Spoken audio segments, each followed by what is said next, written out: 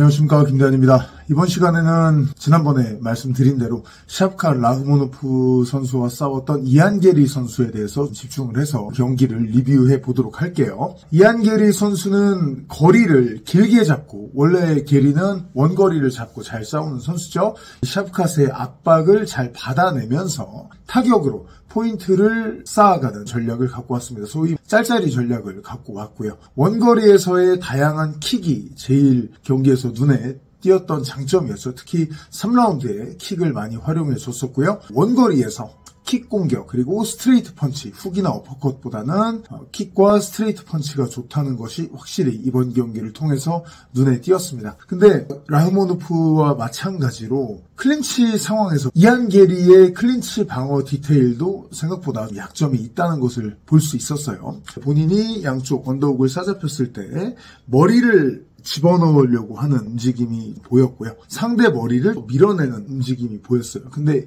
이게 왜 안 좋냐? 상체 싸움을 하면서 하체를 움직이면서 머리를 넣어주는 것을 섞어주는 것은 당연히 좋죠. 상대방 턱 쪽을 내 머리로 밀어 올리게 되면 상대 중심이 뜨게 되고 붙어있는 상대한테 그렇게 머리 대 머리로 딱 밀어내면 공간이 생기니까 당연히 좋은 무브예요. 근데 그것만 1번으로 발을 딱 붙이고 머리만 넣는다 이런 식으로 하게 되면 상당히 빈틈이 있거든요. 특히 겨드랑이를 연 상태에서 이렇게 머리만 넣으려고 하다가 샤프카시 머리 위치를 좀 밀어낸다든지 아니면 힘으로 밀어붙여서 싸잡아서 오히려 더블 언더훅을 파는 이런 클린치에서의 디테일이 좀 눈에 띄었어요.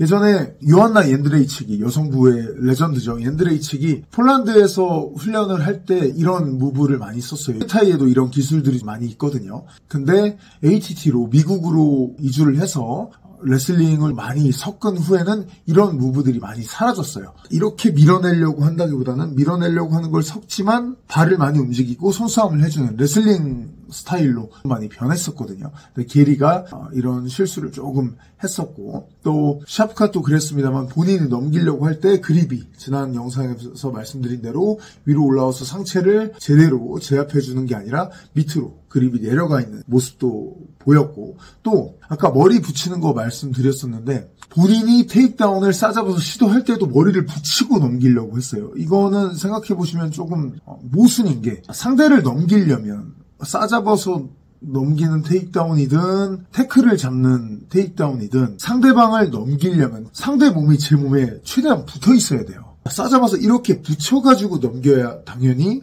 성공률이 높아질 거잖아요. 근데 상대방을 싸잡아 붙여놨어요. 근데 머리를 집어넣어. 그럼 몸길이 떨어지겠죠.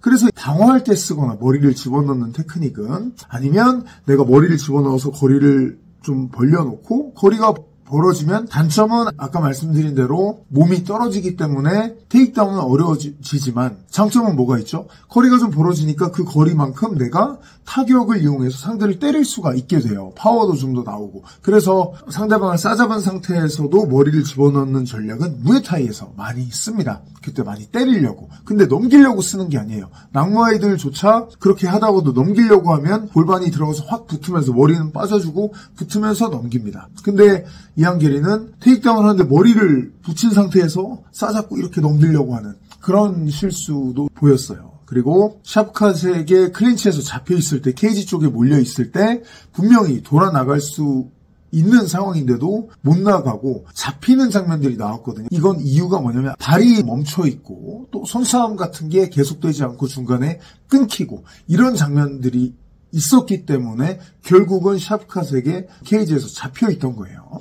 이런 클린치에서의 디테일에서 이안 게리가 실수를 할 때도 있었다는 거 저희가 볼 수 있었고 이안 게리는 이번 경기 전부터 사실 연승행진을 하고 있어도 몇 경기 연속으로 지루하게 승리를 하고 있다라는 점이 북미 미디어에서 비판의 목소리가 높았습니다. 왜 그런지 좀 생각을 해보면 이안 게리는 기본적으로 상대의 공격을 받아서 하는 스타일이라는 게 주요 원인이에요. 이건 제가 봤을 때 상당히 큰 약점이 될 수 있습니다. 타격도 자기가 세팅한다기보다는 안전거리를 만들어 놓고 짤짤이를 하면서 시간을 보내다가 상대방이 들어올 때 받으려고 그래요. 먼저 들어가서 적극적인 세팅을 한다든지 이런 게 눈에 크게 띄지 않죠. 그래플링도 적극적으로 들어가서 공격형 레슬링을 거는 것은 많이 없어요. 그리고 공격형 레슬링과 결합을 해서 탑 포지션을 잡아서 막 때리고 이런 패턴은 이안 게리에게 많이 눈에 띄지 않습니다. 과거에 마이클 비스핀 같은 경우 웰라운디드 파이터로 거의 대표적인 예였는데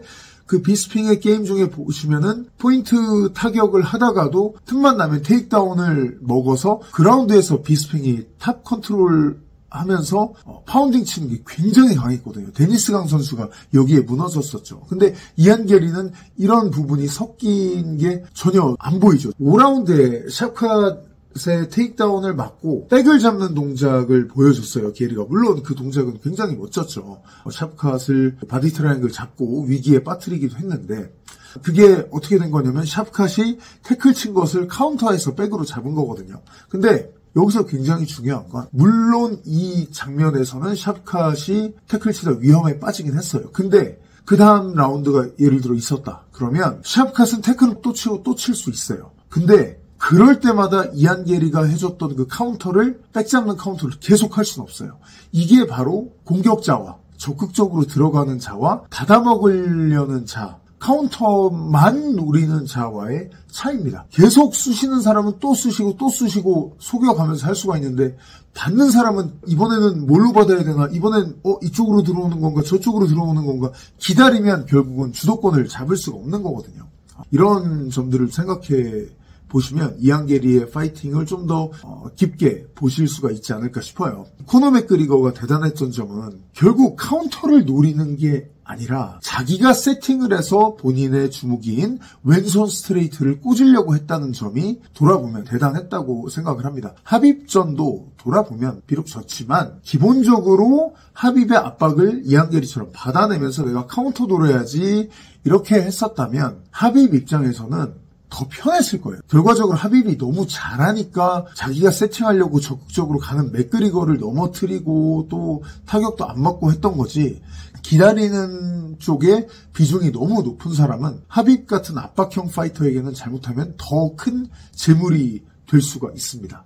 그리고 기본적으로 이런 형태의 선수들은 경기가 좀 지루해질 수밖에 없어요. 카운터의 명수인 료토 마치다나 스티븐 톰슨을 생각하시면 편해요. 톰슨 같은 경우도 경기가 잘 나올 때는 예술적인 카운터 타격이 나옵니다만 타이론 우들리와의 그 연전을 기억해보세요. 저도 UFC 라이브 중계를 여러 번 했지만 기억에 정말 최악의 그 경기 중 하나로, 2개로 남아있거든요. 그 2번의 경기는. 그만큼 기로한 경기가 나올 수 있는 스타일인데, 그러다 보니 포인트는 따더라도 관중들 입장에서 뭔가 화끈한 걸 원하는 사람 입장에서 봤을 때는 의미가 없는 짤짤이로 계속 흘러가는 경우가 많이 나오는 거죠. 이런 식의 또 문제점은 뭐냐면, 이런 식으로 기다리고 받아먹으려고 하다 보니까 몸끼리 붙었을 때 종합격투기는 싸우다 보면은 타격전하고 레슬링도 하고 다 섞여 있다 보면 몸끼리 부딪힐 수밖에 없잖아요. 이때 게리가 밀리면서 싸우는 장면이 많이 나올 수밖에 없습니다. 밀리면서 받아치려고 하다 보니까 슈트박스 아카데미 특유의 그 클린치에서의 니킥, 엘보우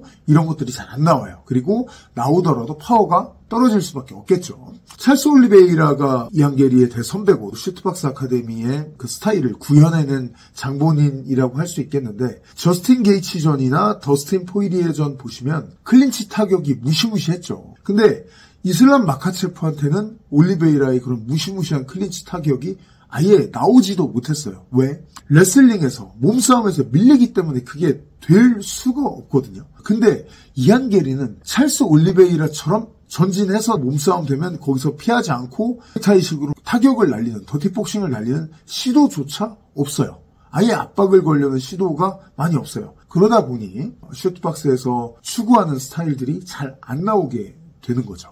본인도 알고 있을 거예요. 좀 더 전진을 하면 흐름이 좋아질 수도 있고 관중들에게도 더 멋진 경기를 선사할 수 있다라는 것을 알고 있는데 잘 안 되는 건 어떤 기억이 있지 않을까 싶어요. 송커난 선수와 전에 했을 때 바디샷 노리다가 송커난의 레프트훅을 맞고 다리가 풀렸던 장면이라든지 아니면 연습에서 맞았다든지 어떤 기억이 이안 게리의 발목을 잡고 있는 걸 수도 있습니다. 이유가 어쨌든 간에 결국은 짤짤이로 간다는 거죠. 이런 증상이 가장 심했던 사람이 누구죠? 딱 떠오르지 않으시나요? 바로 타이론 우들리 선수죠. 그런 신체 능력을 갖고 있는데도 그렇게 앞으로 들어가질 못했죠. 우들리의 경기를 저도 제가 지금 기억에 남는 거 해설할 때마다 나왔던 장면이 딘 토마스 코치가 우들리가 라운드 끝나고 돌아오기만 하면 제발 전진하라고 제발 전진하라고 앞으로 좀 가면 이긴다고 그렇게 목청 높여서 진심을 담아서 호소를 해요.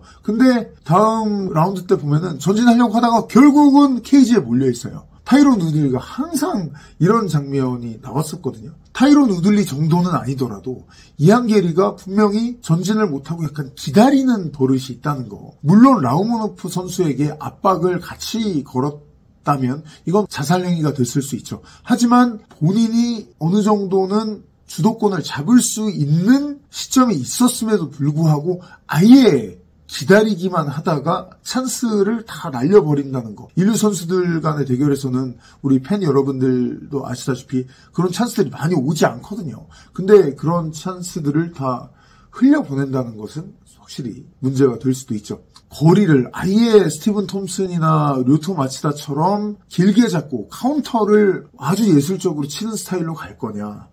근데 그것도 아니죠. 그러면 좀 긴 리치를 활용을 하는데 코너 맥그리거나 션 오말리처럼 긴 리치를 활용해서 본인이 세팅을 해서 정확히 땅땅땅 꽂아 넣으려는 스타일로 갈 거냐. 또 이것도 아니에요. 애매한 거죠. 그러니까 이건 너는 국물이 굉장히 시원한 김치찌개야? 아니면 건더기가 굉장히 풍부해서 씹을 게 많은 김치찜이니? 물어봤을 때 순간에 애매하게 이건 찌개야 아니면 찜이야? 이렇게 되어 있다는 거죠. 당연히 이안 게리는 생각보다 잘했다 이런 여론도 높아요. 역시 급오퍼를 받고 나왔었고 이런 모든 것들을 생각해 봤을 때는 당연히 잘한 부분이 많이 있습니다. 하지만 이안 게리라는 사람 자체에 걸린 기대 그리고 전승행진을 그전까지는 달려왔었고 본인은 제2의 코너 맥그리거가 될 거다. 본인이 UFC의 차세대 슈퍼스타다. 이런 식으로 얘기했던 것에 비추어 본다면 그렇게 되기 위해서는 약점이라고 하기에는 그렇고 성향 자체가 이런 부분들을 조금은 관중들에게 어필할 수 있을 정도로 바꾸면서 기술 디테일은 좀 더 강화해야 하는 이런 과제를 갖고 있지 않나. 이번에 그런 과제들을 좀 보여주지 않았나라는 생각을 해봅니다. 자, 이안 게리 선수의 얘기는 여기까지 하도록 하겠고요. 지난 라우모노프 분석 때와 마찬가지로 또 UFC를 재미있게 보실 수 있는 알고 보시면 좀 더 재미있으니까 그런 설명 정도로만 이해해 주시면 감사하겠습니다. 여기까지 하도록 하겠습니다. 고맙습니다.